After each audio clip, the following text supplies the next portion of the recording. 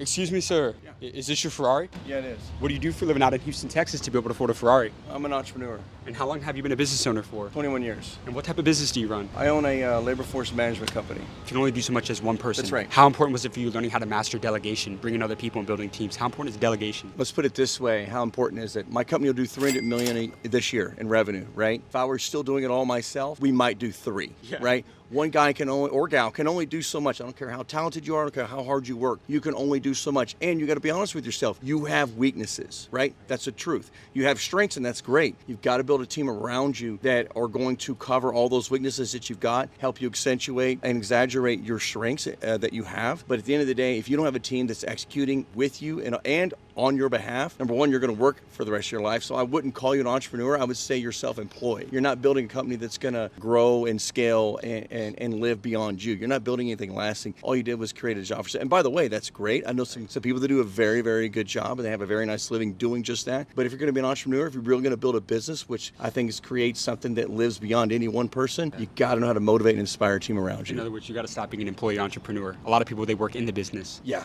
No, you need to be working on the business. As a multiple nine-figure entrepreneur, what's been the best financial advice that you've ever received throughout your career? Don't be fooled by all the Ferraris and the Paddocks and all that BS. Don't be fooled by that. Know something. Every dollar that a company spends must have an ROI attached to it. If you're doing that, then you can take and spoil yourself a little bit of that money. But as far as the business runs financially, no dollar should ever be spent inside of a business that does not, you cannot directly calculate the ROI to that business. And have you ever been broke before?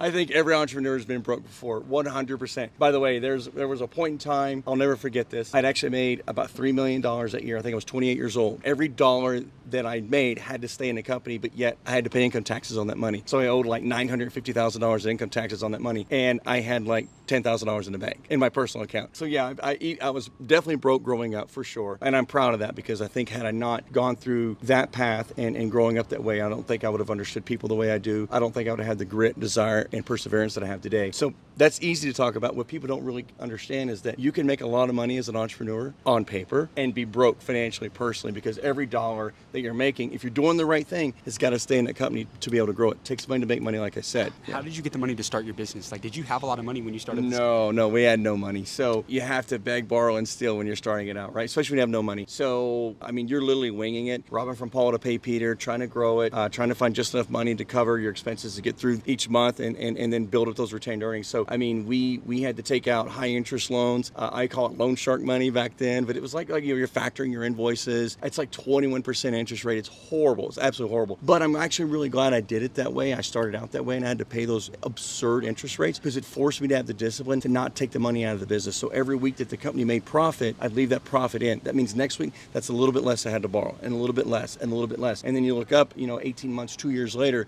now you're borrowing very, very little on what I call the loan shark money, right? But the best part is you've built up your retained earnings, you've built up your balance sheet. Now you can go to a bank, get a traditional line of credit at 6 or 8%, whatever's going on. And now you go from 21% interest on your capital needs to 6 or 8. You've probably got an extra $20,000, $25,000 a month right back to your bottom line. Yeah, that's amazing. They don't teach that in school, right? No, they don't teach any of this in school. That's the problem. That is the big problem. I think it's one of the biggest problems in this country is that we're not teaching the things that are really going to change people's lives and empower them to, listen, everybody's got goals and aspirations. Everybody does. Yeah. Very, very few people have the discipline and perseverance it takes to achieve them. But when you get past even those things, listen, I had learned these things the hard way. I wish this would have been taught in school, basic business finance, right? Had this been taught, I probably would have been a millionaire, probably closer to 24, 25 years old. Listen, I got there at 28. I'm happy about that.